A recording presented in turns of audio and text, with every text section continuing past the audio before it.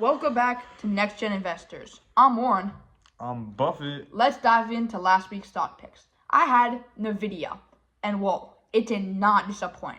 After a huge earnings report, which it beat, it jumped 5% in the pre-market and pretty much set the tone for the rest of the tech sector, making everything rise.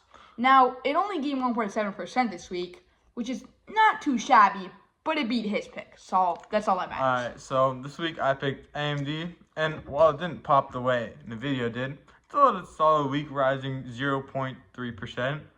It stayed green, and there's definitely some long-term momentum building with their push into the AI GPUs. Not a home run, but a strong double, if you know what I'm saying. No one knows what you're saying. Now stepping back and looking at the broader market, it was a big week, especially for tech. The NASDAQ rallied again, powered largely by NVIDIA's blowout earnings. They posted insane numbers, beating revenue, EPS, and guidance that pretty much said, we're just getting started. So the tech sector as a whole followed too, with semiconductors and AI-related stocks seeing strong gains.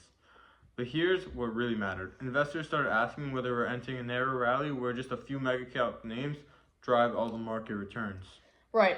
Meanwhile, we also got the Fed minutes, and the tone was still cautious. Inflation is cooling, but not fast enough for the Fed to feel totally comfortable. Some officials even hinted they'd be okay keeping rates higher for longer, just to make some inflation stay down. So that kind of mixed message is keeping a bit of tension in the market. Growth stocks keep rising, but under the surface, defensive stocks like utilities and healthcare have been flat.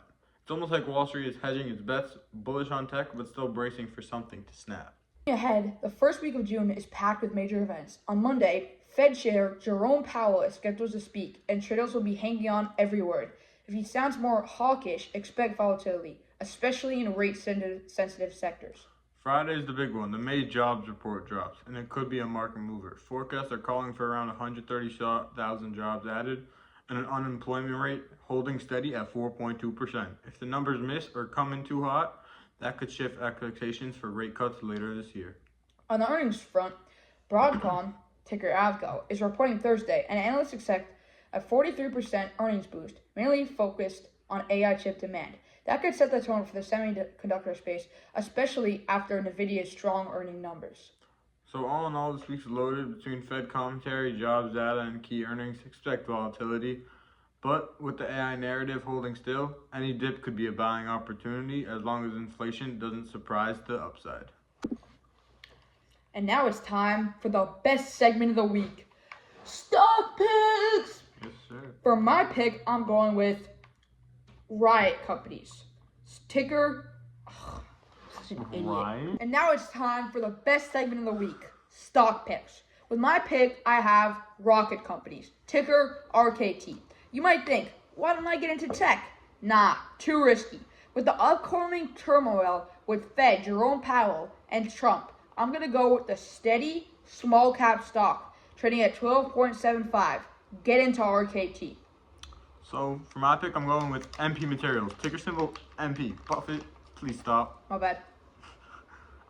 They're the only rare earth company in the U.S., and we know that Donald Trump is trying to get away from China's reliance on it. That's why I think it's poised for growth. We'll see you next week. I'm Warren. I'm Buffett. On the Yeah. NextGen Gen Investors.